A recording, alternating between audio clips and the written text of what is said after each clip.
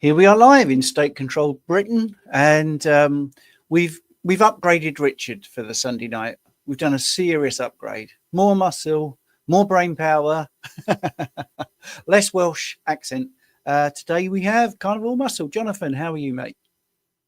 Hey guys, yeah, I'm good, thanks. Thanks for having me on. Yeah, it's I imagine Richard couldn't make it just because of scheduling and the travel of the weekend and stuff like that. But I did promise him and promised you, if you ever need me to come on a Sunday night and I'm available, I'll hop on. So help out the best I can. Yeah, and everyone knows I love Richard, and that was just a joke. But when you're traveling, as you just said, Jonathan, it's such a long chunk of a weekend, and the traveling and the cost of staying over and all that sort of stuff. That it is hard. I'm not after the smallest violin in the world for me. I wanted to get back for everybody. Last week, I didn't think we'd be doing it. So Jonathan is a lifesaver for me, absolute lifesaver, because it's hard to moderate. We do get a lot of questions about muscle growth and body composition. I mean, the guy used to have the composition consultant website, I think. I mean, you were seriously into composition, which you still are. With that being said, we will get into the questions. But firstly, I want to catch up with you. You've recently competed and you've got another show in the offering. So if you could just tell us a bit about that, it'd be great. Yeah, sure. So I competed in the same show that I won last year. I didn't win this year. How to put it? I gained a lot of muscle between the show last year and this year, which is in June. Problem was my posing wasn't quite up to scratch. Comes with hip, back, and all sorts of problems. So that was where my issue lied, really. But what was interesting was I came fourth, but they still gave me the invitation to the British finals. They usually only give that out to the top one or two competitors. I don't know if that's a perk of being a previous winner sort of thing, but what we're going to do is I'm going to compete again in October on the 5th, and that'll be my warm-up before the main finals. Same federation, that's the PCA London show on the 5th. And 2 weeks after that, I think it's on 19th, I've got the PCA British finals. We're going to try and beat my record or standings from last year, which was 7th place. So that's hopefully where I'm going to end up, is doing better than 7th. But it's with bodybuilding, as you know, Stephen, it's you against you. It's you never know who's going to turn up on the day, and every year the standard just gets better and better and better. And it's about twice as competitive over here than it is in perhaps the US or other countries. So it's growing in popularity in the UK. It is still very much like a cult sport, but it is very much young people. I say young people like myself, but I'm 30 now. But young people in general who are like 20-year-olds, 18-year-olds, they're getting right into it, which is probably contraindicated, but it's better than what they could be doing if they changed the tune and went into different avenues in life. So I think it teaches people a bit of discipline, a bit of passion as well. I mean, you can't really teach passion, but once you become passionate about one thing, you can use the skill set from that. You can transfer those skills into other things. So that's my intention, really. Then these two shows are probably my last two shows as a disabled competitor compete against non-handicapped competitors. Next year, I'm looking at 2 big surgeries, and if I've got time to squeeze another show in, I'm going to go for it. See what I can do. Yeah, that's largely it. But yeah, thanks for asking. That's a little update. That's great. I mean, I respect you so much. I was really twice you've complimented me. I don't think you realise. I think you just say what you think. I don't think you're blowing smoke. But one is you looked at my arms the other day and you went, "I'm quite impressed with your muscularity," which from someone that's competing at that level is quite a nice thing. And you also said you like some of the advice I'm giving, which I think is great. So in this space, we're very giving, I think. I'm going to get straight to the questions. Let's murder this first question. Buongiorno d'Italia, saresti così gentile di inserire doppiaggio verbale automatico in lingua italiana per poter scritta in Italia invece la agri ai sottali. Grazie. Right. Okay. So that's actually saying good morning from Italy.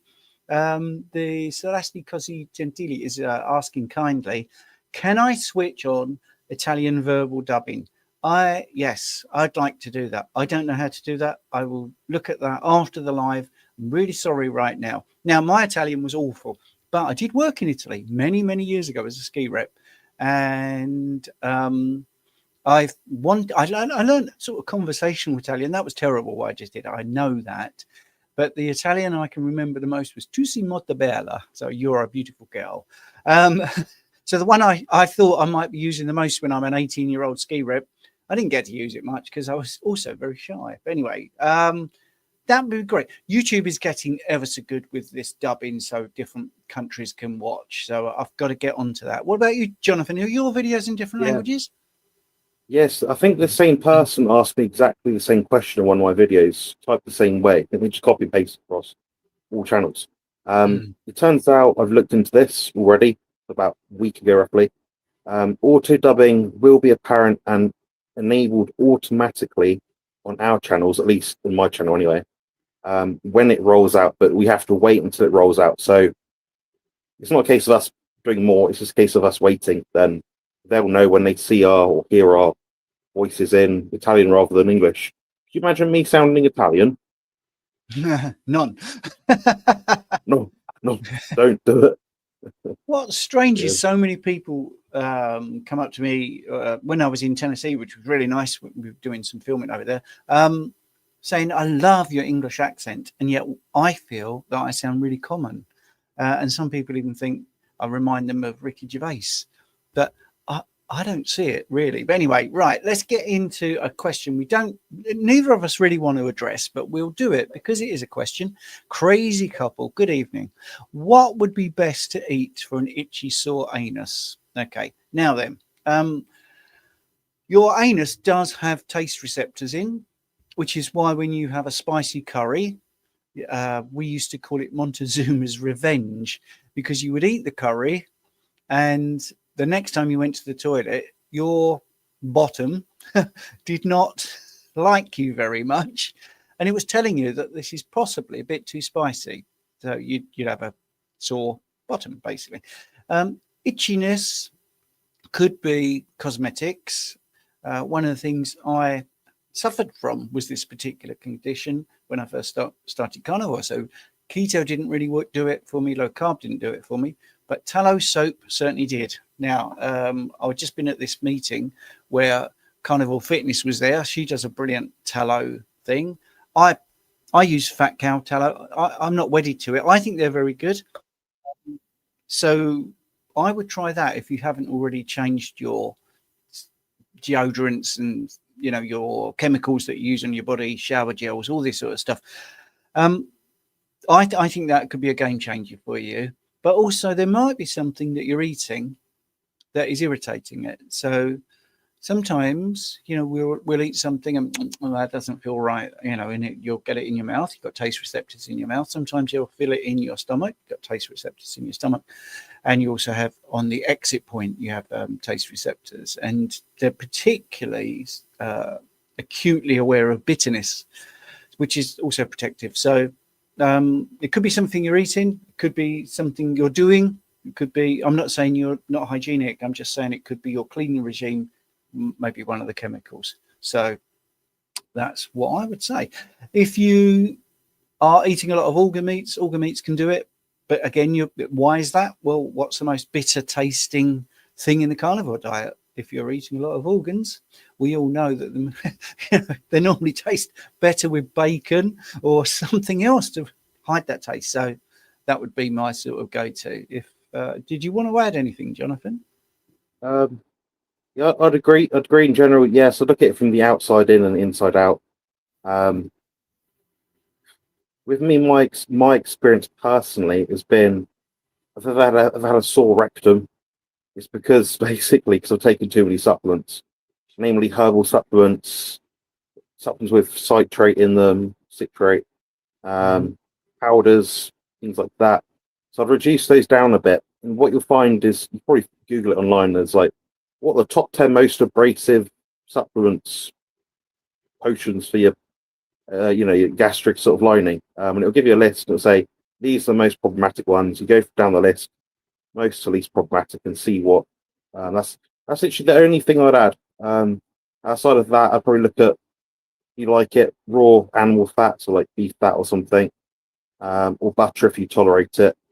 That's probably quite helpful substance for helping you repair the gut. That's where I'd look alongside what probably what Stephen also said. So yeah. Yeah. Okay. Chill out, man.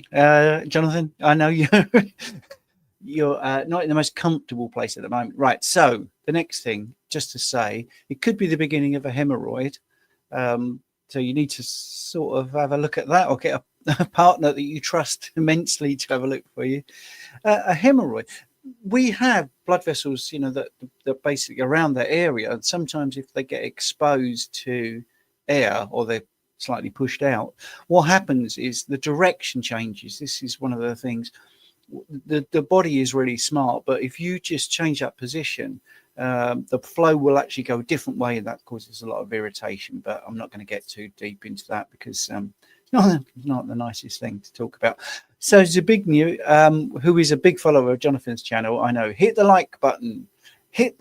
I get told off for not saying this, so thank you for the reminder. For both Jonathan's channel and mine, hit the like button, subscribe if you haven't already. It's free. Many people don't really understand. It really helps the channel, and it doesn't cost you anything.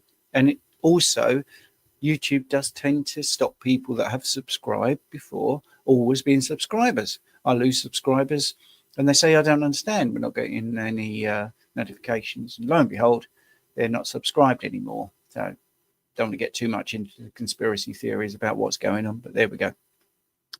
Niam is saying, seeing so many articles lately how eating meat causes all sorts of cancer.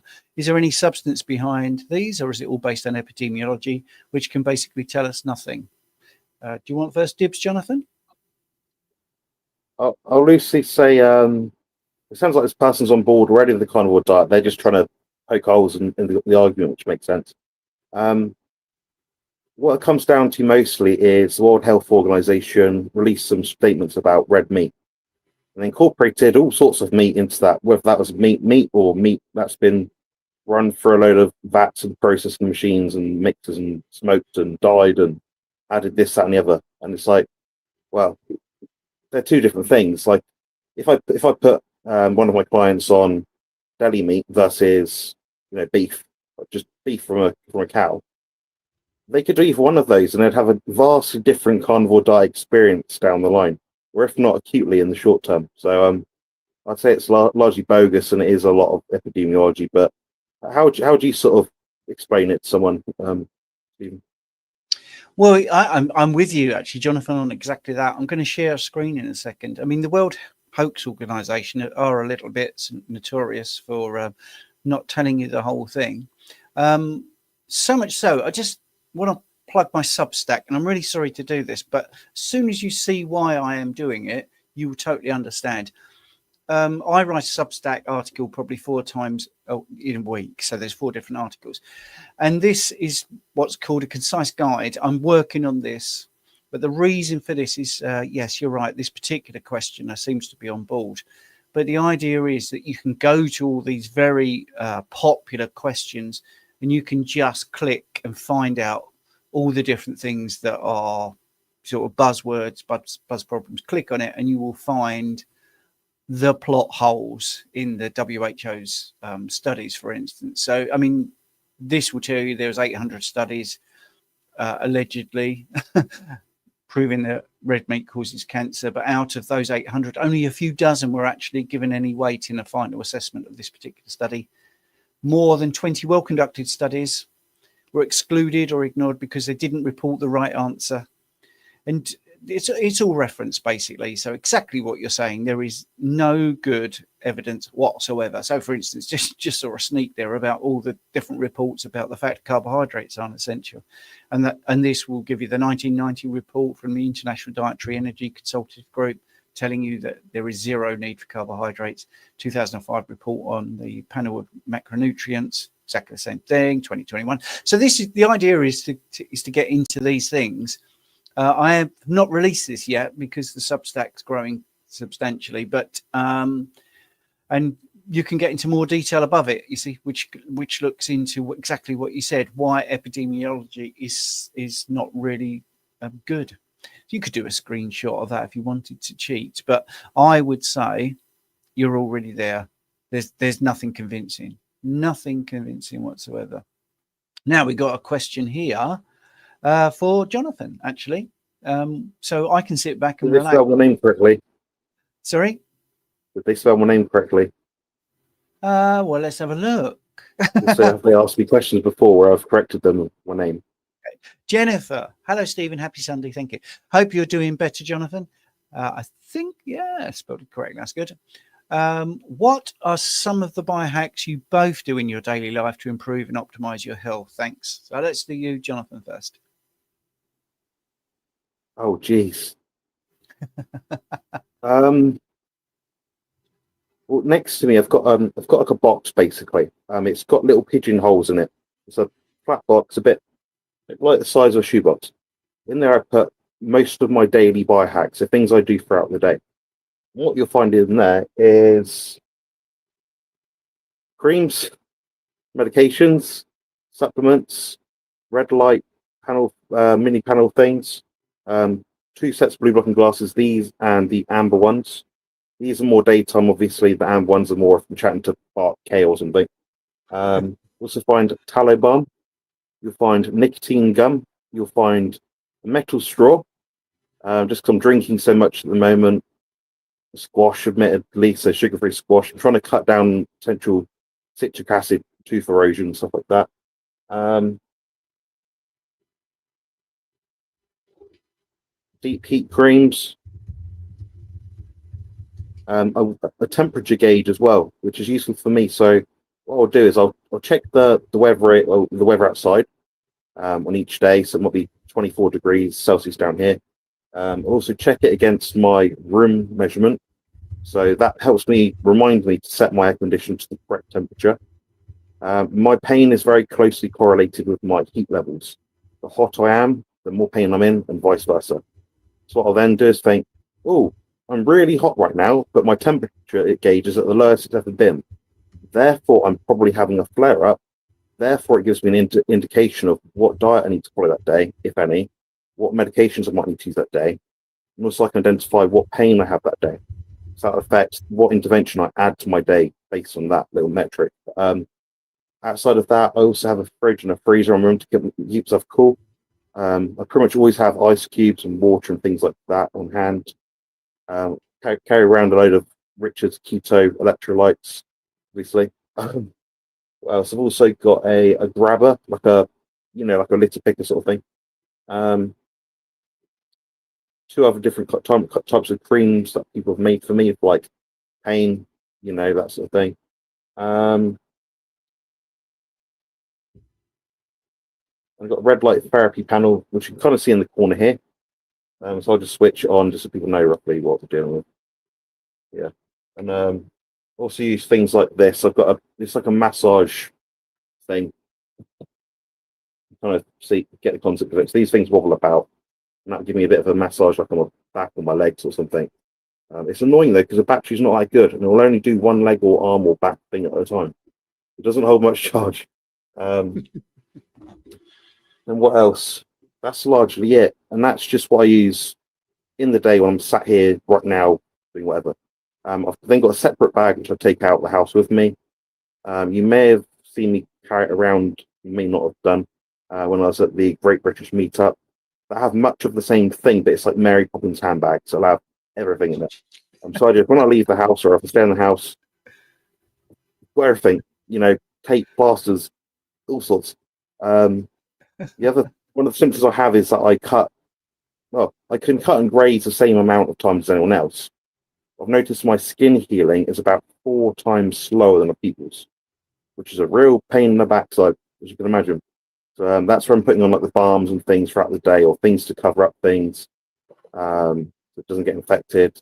Antiseptic sprays. I'm not a big fan of chemicals, toxic stuff, and supplements, but in my sort of situation, if you've tried all the other, the natural biohacky stuff, I get my 10 hours I get my 3 outside exposures per day in sunlight. routinely. Don't care if it's raining. I'm outside lying on the sunbed thing, lounger. I'm also grounded. I'd estimate about 20 to 21 hours per day on my bed. That's just for a simple grounding mat you can buy online. Wow. That's most of it. And there's probably a few more things I do which I don't realise I do, but yeah. There's my biohacks, Jennifer. Brilliant, Jennifer. What a full and frank answer. It's really good, isn't it? Jonathan missed that he eats carnivore, which I think is a supreme biohack, but I think that's sort of a given. Yeah. You did sort of ask both of us, actually. I mean, Jonathan's in a very different situation to me. So my biohack would be a bit more simple, I think. Early morning sunlight if I can. And I'd love to be able to do that every morning, but I'm not able to every morning. Avoiding screens. So here we are, being hypocritical, looking at screens. I'd love to. I mean, the thing is, we live in the real world, right? We would all avoid all these bad things for us if we lived in a world where that was possible, but it isn't possible.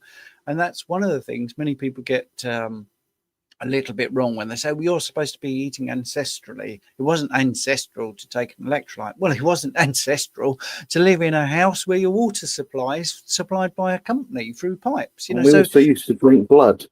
Yeah. So generally, we have to, and that's always a great answer. And I know that is Lee Copus's thing as well. So so going back, so early morning sunlight I think is particularly good. Avoiding EMFs, not having the Apple Watch on your wrist all your life, not wearing wearables all the time, keeping that to a minimum, keeping away from Wi-Fi. Don't have Wi-Fi in the bedroom at all. I think that's been a game changer for me.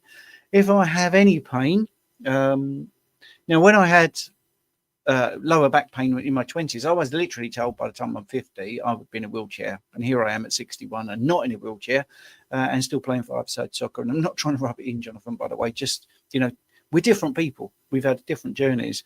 I always found things like the Shakti mat, so this is just a sort of little example, like an acupressure mat.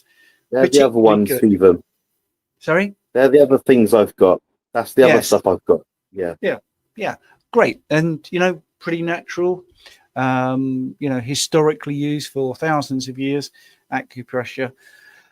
And movement. I mean, motion is lotion. We're going to come up to another big question. I'm trying to give Jonathan a bit of a rest by answering this quite fully, because the next one is for Jonathan. He would be able to tell you about his bodybuilding book as well, which would be really good. But biohacks, by and large, should be context specific. If you are feeling great and you're sleeping really well and you look amazing, you're probably doing all the right things. So you might not need to add anything. All right. Now, also, Jonathan said earlier, and this is why I wanted him on the show, because he pops these little things in that are brilliant. You're competing against yourself, not everybody else. All right. So if you see someone online, you think, well, I feel really good, but they just awesome, and they are taking MSM. Just use that as an example. I need to take that. Well, maybe you don't. There might be a reason they take that, So always be careful about what is appropriate for you and what is needed for you. So you take Harry Sopanos, he's always talking about taurine. Not always, but, he talks about taurine. Yeah, it's a great thing to supplement with, but it is in food. And he was talking about his genetic background, and he should be, going bald. And he puts the fact to not going bald down, not to taurine, but to MSM, which is why it sprung into my mind. Because he looked into it and he realized that maybe for him, that in his context, that might help. So I think that's, and he's got a great channel, by the way. So if you want a biohack, firstly, what are you biohacking? And secondly, then try and find people with the very similar thing that you had that you want to resolve, and actually dig into the weeds of what they did and how it worked. I would also say, see if it worked long term. If someone's come on and said, I tried this 4 weeks ago, this has been a game changer. Right. Well, I want to know, is that a game changer a year later? Because you're moving the goalpost for a little bit. It might just be sort of like a holiday period. It might be that you're dosing is a mega dose and it sort of worked, but that dose is going to be too much in the long term. So anyway, loads of things, loads of nuance to it. But great question. Thank you, MJ, for a super sticker. I never know which channel it's on. So Jonathan, you're a great guy with this. How do we know? Is it your channel or mine? Bear with me. It is. Yeah, two more things. So the other thing I have is an aircon machine in my room. That added 3 to 4 hours of sleep a night. Cool. I'm not joking. Seriously, honestly. And the other one was I do wear a smartwatch. I do completely agree with you. If you cannot wear tech, better, much better. The only thing is I like to track things so I know what does and doesn't work. So I've got this whole tracker system of pain, mood, digestion, all this sort of stuff. And I know what makes what lever. So for example, I can look at my resting heart rate, my blood pressure, my stress level, all sorts of stuff on my watch. It's not completely accurate, but if you use the same methodology, you're going to get a similar sort of outcome in terms of accuracy. So for me, that's good enough. But as for MJ, I'm still trying to find it. It's sort of chapter, isn't there? Super sticker. Not to worry. We'll go on. Yeah, that is through your channel. Excellent. Okay. Yeah, thank you. That's for you. Brilliant. Yeah, and MJ's asked a question, which is a way of getting the questions jumped the queue. No problem. Stephen, do you see any benefit to stem cell products? Yes, I take the flagship one, this Stem Enhance Ultra. I do that. Full disclosure, I always think carnivore is the thing that's doing most for me. It's a boring story for people, but I started taking the Stem Enhance and I felt that there was some benefit. Now, that's not very scientific, but I just felt there was some benefit. But there was a moment where I had to stop taking it because we moved into a new property. So, yeah, there's a confounder straight away. And we were flooded. The UK was flooded. Roads were flooded. I mean, literally cars couldn't go out because some of the roads looked like rivers where we lived. And we had a huge flood, which we just moved into a house. We just decorated, done up, added a new extension, and it was completely ruined. And you know what it's like with insurance. They don't cover the full costs. So we were down on our money. And I couldn't afford the Stem Enhance. Okay, so I stopped. And some of the sort of tweaky benefits, they're marginal, but they're enough to make me want to use it. They stopped. Now, second confounder for people that like science, I was under a lot of stress. I was under monetary stress and just, stress of a new house and all that. So yeah, that could have been a factor. But once we got ourselves back on our feet and there was no financial stress and there was no stress of flooding, I still had those little niggly things. And once the money was straight, I could go back onto the Stem Enhance. And lo and behold, I feel optimal again. So for me, that's my benefit. I definitely have people that report physical, empirical data. We can't say it's cause and effect, but we certainly can say that they've taken something and seen an improvement. So someone had very dry skin all around here, and they started the Stem Enhance. That went. They hadn't changed anything else. So, like I say, can't say it's cause and effect, but that's what happened. So, right, let's get back to the questions. Thank you, MJ, for the super sticker. That did move you up the queue. Yomi1801 is also paying $5. So thank you very much for that. That's really nice. Let's get into the next question, which I think would be great. Talk about your book and also what you do.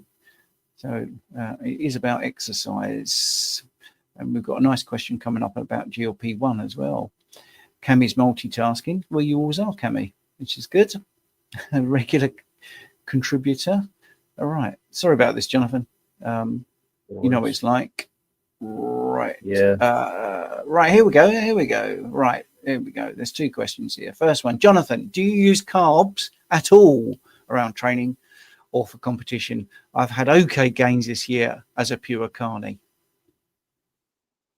So the only carbohydrates I actually take in terms of a measurable gram, at this current time is through eggs, dairy in the form of like raw milk, yogurt, sometimes cheese maybe, and coffee. Coffee does have a bit of carbs in it, not a lot, but it's if you, I only have about maybe 2, maybe 3, or even 4 coffees per week. They're not strong ones either, so it's pretty negligible. When it comes to training, no, I don't need them. I don't require them. It doesn't add to my performance. I'd argue it actually makes it worse. I ran the experiment. Yeah, it made it worse. Richard Smith, Keto Pro, and I sort of hypothesized maybe 6 months ago that it was because on a carnivore diet, you've got more lactic acid buffering nutrients within it. So that's kind of my thought, is that with a carnivore diet, you're reducing lactic acid, therefore you don't get as much of a burn, and therefore you can continue your exercise bout for a bit longer. In regards to my book, if you haven't already got it yet, I'd be quite stunned, because it's I've sold a lot of them. People really, really like it. Honestly, it's got all positive reviews.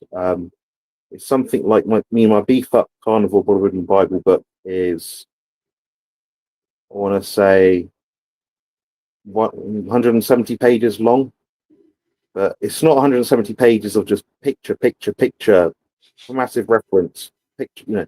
It is 170 pages of actual information which you can use. It talks all about the training science, nutrition science, the supplement in piece of information, a bit like what you've got, like an FAQ section. I wrote it actually over about 1.5 years with my friend Jerome Armstrong online, who actually taught me a lot about training. And what I'll argue is I've had to learn a lot about training, not because of like qualifications or anything like that, but just because of experience, like lived experience.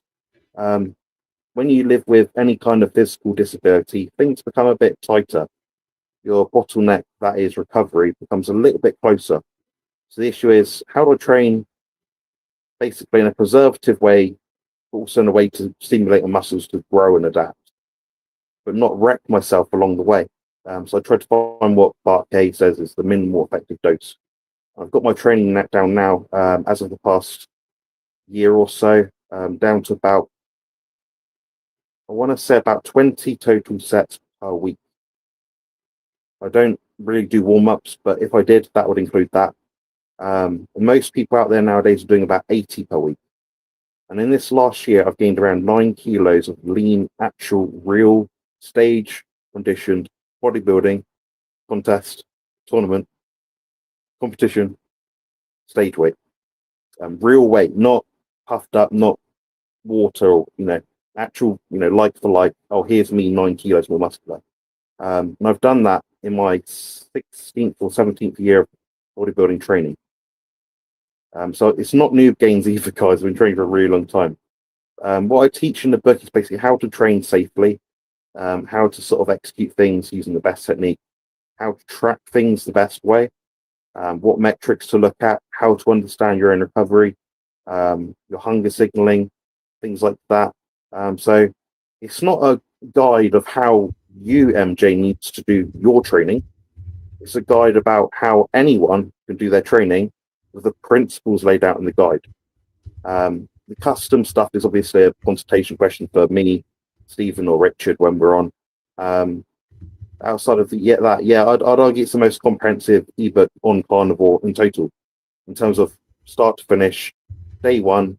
I don't know anything about anything. I've seen this guy on YouTube called Jonathan Carnivore Muscle. How do I start the carnivore diet? How do I adapt it?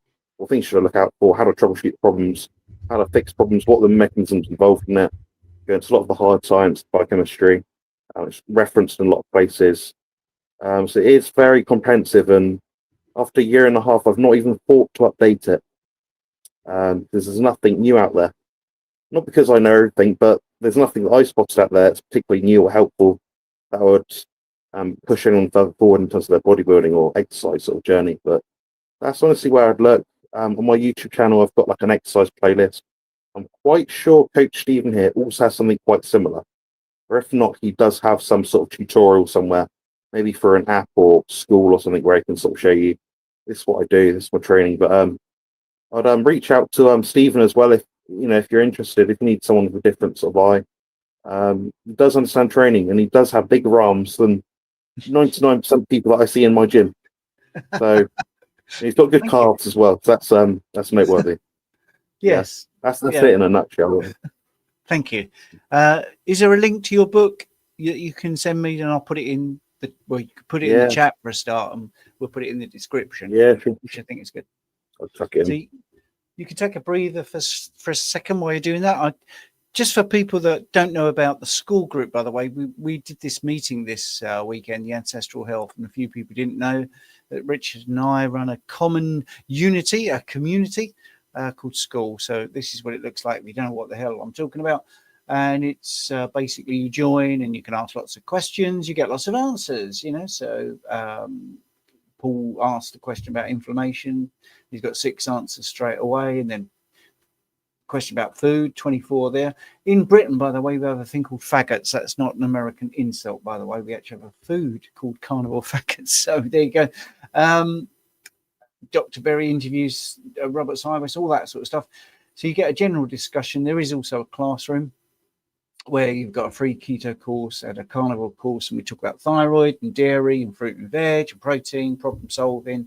My book's there as well. Fat Club, Richard and I did this, where every single day you get guidance for about 60 days. And you can join the school. I will put a link in the description, or there is one already there. And when we finish at 8 o'clock, I will be in the members room for half an hour doing questions there. We do one there, and we do one on a Monday as well. For an hour, Richard and I, obviously he's not around, so it's just going to be me, and I do one on Wednesday, just me. So there's lots of chances to ask questions in that space there, and the calendar shows you how many question and answers there are, you know. And if I do a guesting one, I was on Dr. Kiltz's program, so we link it to that. I did Bart, an early morning one, and this week's been one at 8 o'clock. Did one at 7. We did another one at 8, another one at 6 on Thursday. Lee Copus was the guest there, I think. So, and so that's what school's all about. Let's get rid of that. I don't like to spend too much time and really prefer to do the questions. Right. So Jonathan has done that. The link to his book is, I'm going to put in the chat for everyone, and then we're going to get to Laura's question, or Yomi's question as well. So we've got 2 super chats. Yomi paid €5 and Laura paid $4.99. They came in about the same time. I think Yomi's was first, so let's do that one. Because I just mentioned I was on Dr. Kiltz's program. Do you agree with Dr. Kiltz? The high protein is deadly and will cause glycosylation. I don't actually think that is what he's saying in the first place. He's very interested in glycosylation, which isn't the same as glycation. It's where carbohydrates will attach to proteins. Mostly it's to do with signaling. It's to tell the rest of the body, this is what's going on, this is what this thing is, you need to do something. He's very much into, it's not about high protein being a problem. He feels that most people don't eat enough fat, and he feels that fat is the essential ingestion that we need to do, because he believes that fat has everything that you need in it. Now, this is such a big issue because we're not talking about a fat cell. Most people, when you talk about a fat cell, they think of this blob that has things in it, which is all fat, and then it comes out. That's it. Well, a fat cell also has structure. So you have the glycoalix around it. Now, the glycoalix has proteins, it has sugars, it has amino acids. So if we got into the weeds with this, you could look at hyperplasia, which is the formation of new fat cells. You could look at hypertrophic fat cells, which is where they start to get bigger and they bleed out, basically. Not bleed, that's the bad word to use, because we're not talking blood. It will ooze out its innards, and this is problematic. Now, when they get bigger, and I think this is really cool, this is how good the human body is, they move away from capillaries, so the fat cells can't actually give themselves any blood or any nutrients. So they release inflammatory cytokines, and one of the things that happens when you have an inflammatory cascade is your body is able to produce new capillaries to repair. So these fat cells are trying to save themselves. So they get too big, they spill over, and they then produce capillaries to be able to supply them. Because they've got bigger, you imagine they got bigger, they got away from the capillary bed, so they produce another one. So he's looking at those sort of mechanisms. He's much more interested in, extended fasting. If we can do an extended fast, how is that happening? How is the amino acids? How are all the essential amino acids we need? How is that recycling? So he uses bears hibernating as an example, 5 months where they're able to survive without any ingestion of amino acids. And obviously, the record fast is 382 days. How did that person who was not supplied amino acids, but they were supplied vitamins and minerals, how did they cope? So it's a fascinating question, because I'm a common sense guy. You've got to be able to answer that. Well, you get into things like urea recycling. So the bear, for instance, firstly, they do lose a little bit of muscle mass and they do lose bone density, but 5 months is a long time to not ingest something. Yes, they have eaten a lot of berries and there's a lot of fructose floating around, which, can go back into recycling. They don't urinate, so the urea is coming back in. Their respiratory rate goes down. So it's not 5 months of how a bear would actively live. It is 5 months as a human lived experience, but that bear is not living 5 months. So there's a lot of nuance. Now, because the focus is on fat, glycosylation, glycans, we're all very fascinating, it tends to sort of sideline protein as being important. I don't agree with that particular thing, but if you are ingesting a lot of protein, some people don't do as well as if they're eating a lot of fat. But we also get the flip, don't we? We get people that don't do well with high fat and do well with high protein. So I think it's fascinating. Jonathan's nodding, because it is fascinating. The human body is fascinating, right? If I knew everything, I would love it. I think I know less than 1% of what I want to know. Right? The more I learn, the more I realize I know nothing, because the body is remarkably complex. So I don't go with it being deadly, but that's how you get a lot of people's attention. I don't think you can take literally plants are trying to kill us, Chafee says, but boy, does that get people interested, because it's a great phrase. And it's sort of true, but it sort of isn't. But you can get away with it. You can say plants are trying to kill us. Yeah. But they're not, are they? I mean, I'm not sitting here looking at a big gang of rhubarb trying to shoot me. But it's how you have to do this. Jonathan's the same. We have to do a thumbnail that gets people to listen to us, to look at the thing. We've got to get people to listen. So if Robert went on and said, protein, not that great, I'd rather concentrate on fat, no one's going to listen, because it's boring, isn't it? I mean, he's not saying anything that's going to make you go, whoa, that sounds fascinating. But if you say, I've got a thing, I think protein is deadly, you're going to tune in, all right? And he's got credibility, so we want to listen. And that's how it works. Yes, too much of anything is bad. That's the phrase. Semantic argument here. It's too much. I've got water here. I could have too much water. Look, come on, water's not bad for you. Too much is. So I think that's the thing. I can't wait. I'm back on his program in October, and we're going to go over this a bit more. And I'm really excited by it. I love a conversation like this. Sorry, Jonathan. Yeah. I went on his. I think you went on his channel about a week or so before I did, so I went the other day. He didn't really contest anything I said. I don't know if it's just because I was bold and scarred up and angry looking. It's interesting. I think there's 3 issues here. So the first issue is, I don't think he means glycalization. I think he means glycation. The person that's commented, Yumi1808. The second thing is, I think what causes it is an overplus of mass in the cell. And the mass in the cell, whether it be protein, carbs, or fats, and in what combination will impact the level of glycation that happens within that cell. So no matter I think if you just put too much of anything in it, it'll cause something. Now the problem lies with which macronutrient is it in combination of something, and how much over what that cell can handle at that individual point in time, based on the energy flux, to put itself back to normal. So I think it's a dead end. Protein in of itself is self-regulating for large part. Peptide YY, leptin, ghrelin signaling. It's quite hard to overeat protein unless you've got a genetic SMP or something. I mean, my protein intake is extremely high, but if I try and eat less, my body's not happy. My pain's higher. All this other stuff just gets higher. Now, the third point of contention is exactly what you said, Stephen. Sometimes people say things because it sounds like something that people might want to hear.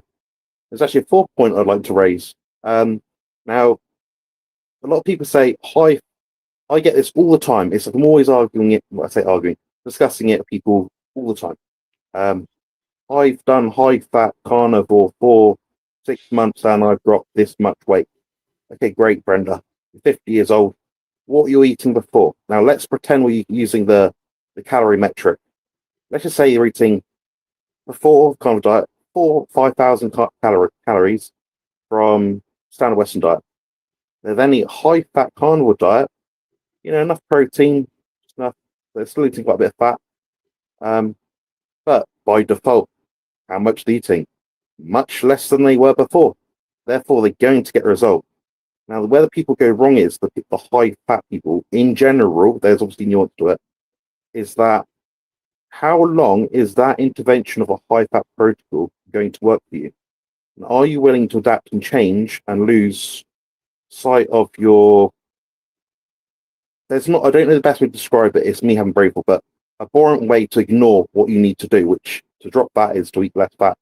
The first thing you need to do, other than obviously reduce carbohydrate, use the carbohydrate insulin model. So I'd say, yeah, a lot of the people that are high proponents of a high-fat diet either don't exercise much, therefore the protein requirement isn't quite as high. Therefore, relatively speaking, they're getting a lot of their mass intake to provide themselves with nutrition through fat.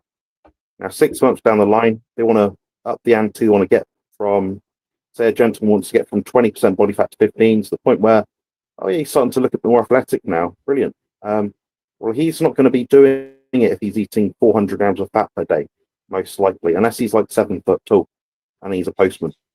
It's not going to work. So I don't personally subscribe to any particular approach.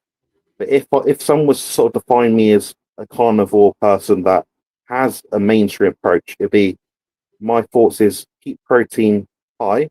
If your goal is body composition, aim to keep it just a bit higher. It's better to have a bit more than a bit less. A bit less just means you creep down in terms of activity, vitamins, minerals that you would be getting for the protein taken in. On the same token, do not overeat protein, because that's when it becomes an issue with your digestive system. And if you're so satiated for the protein that you're not eating enough fat, you're not getting that element of the diet. So as me, Stephen, Richard, Bart K, anyone with a brain, it seems, I'm just joking, guys, but anyone with that sort of insight will realise, yeah, there's a protein lever and a fat lever.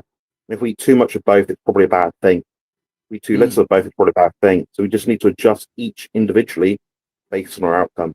So that's what we're looking at. But deadly, no. I'd say no. And if it was deadly, you'd have a lot of problems before it being actually causally deathly and causing mortality. You'd be in the hospital, in the ER, getting stuff pulled out of your backside. Yes. Or sucked out of you. So, yeah. I think that's a brilliant idea that you just visually showed us the lever for protein and fat. It's a nice visual there. Bring your protein down, put the fat up. I think that's nice. We'll have to work on an animation that shows that, I think. Right, Laura has given us a $4.99 super chat thing, which is great. Currently feeling sorry for myself. I have bursitis and hamstring tendonopathy. Is there anything I can do for recovery to get back running? Bursitis with the hamstring, I am assuming, because many people assume it's only going to happen in the knee. That's why I ran over to get the knee here. Bursitis is literally a bag of fluid that's a bit too big, which the body has inflated to protect it temporarily. You can get it in the shoulder, you can get it in the elbow. Most people get it in the knee, patella tendon there. So basically your knee is a fantastic, well, the body is just fantastic. So if we take the patella out of the way, there is a groove here And what happens is your patella is, these are taken from real bones, by the way, if people think it's just sort of like a model they knock up. So there is literally a groove for the patella to run up and down. Well, sometimes when you have a knee injury, you will find it's in her hip, Stephen, apparently. It's in her hip. Oh, good man. Right. Okay. Well, you just spotted that. So we've got the hamstring going up from the knee into the hip. Right? So we could have a problem down here, but we've got a problem up in the hip. But it still could actually be emanating from the knee. Right. What can you do? I wanted to just explain to people that this is what we're talking about. So we got a problem in the hip, and we got a problem with the insertion of the hamstring. By the way, the reason it's called hamstring is because when they used to put pigs up in butcher shops, that was the muscle they used to literally hang them. So they were hamstrung, right? So by that particular muscle, right? What can you do? Well, not run for a bit, but not be sedentary. I think walking is really good for your biomechanics.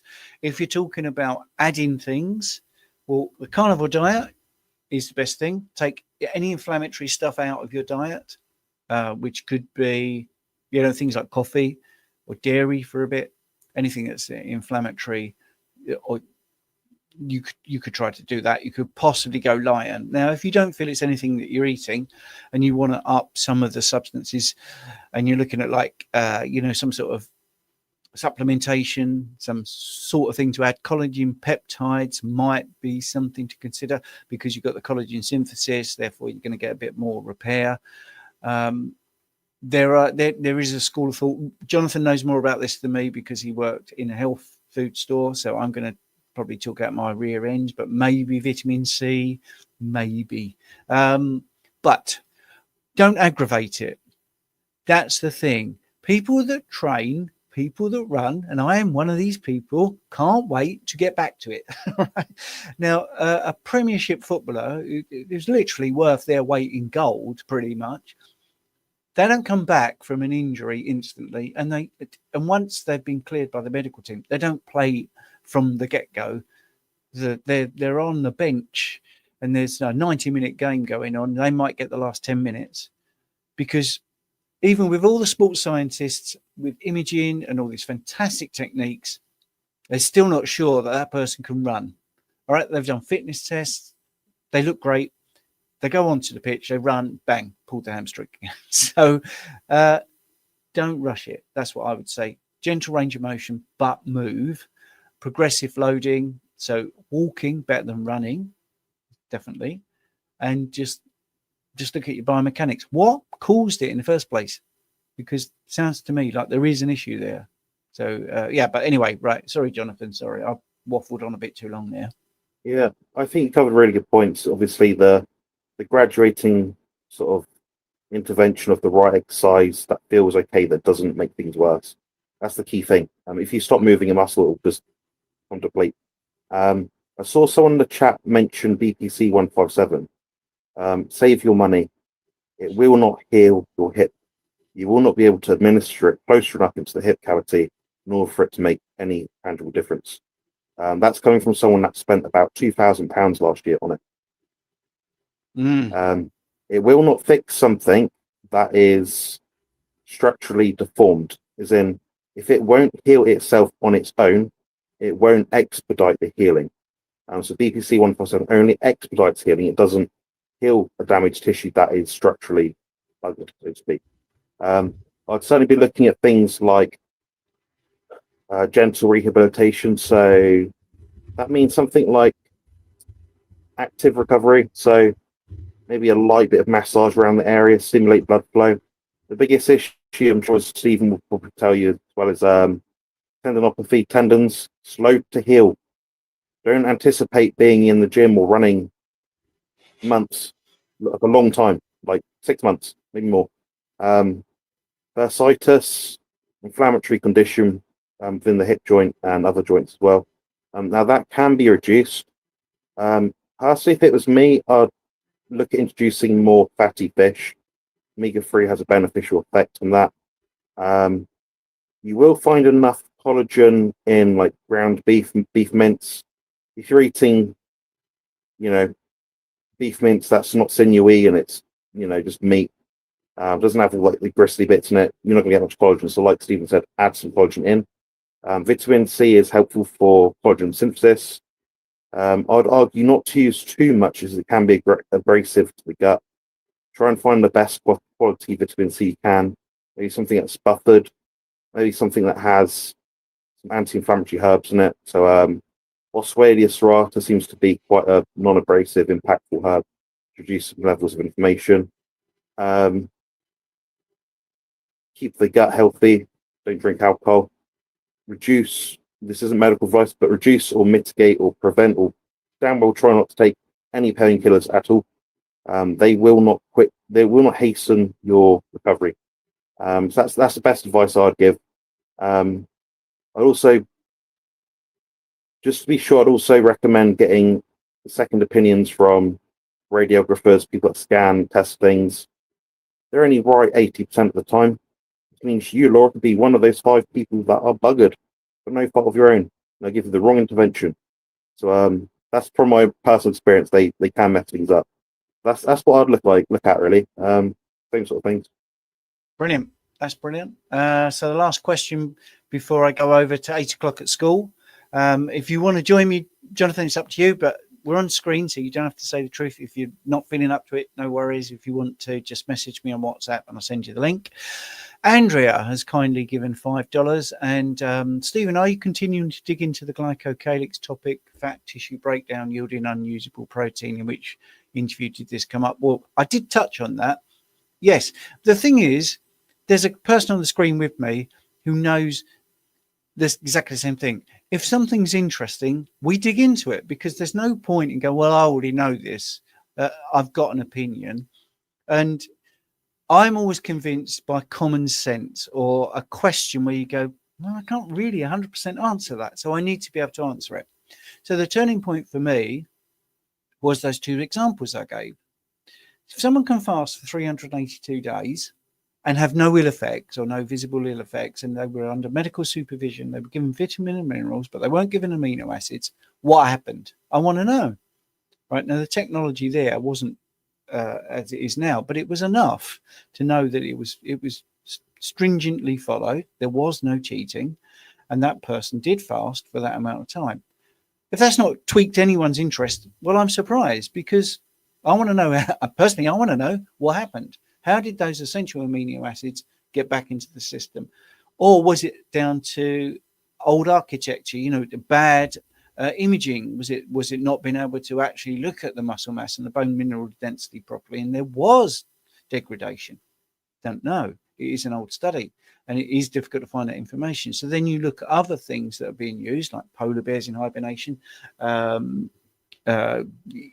just bears in general. Hibernation seems to be a big deal, but then you realize, well, there's nuance. So yes, digging into it, I enjoy it. I think many people think of the glycoalix just purely as the interior of the arteries, because that's what most people do talk about.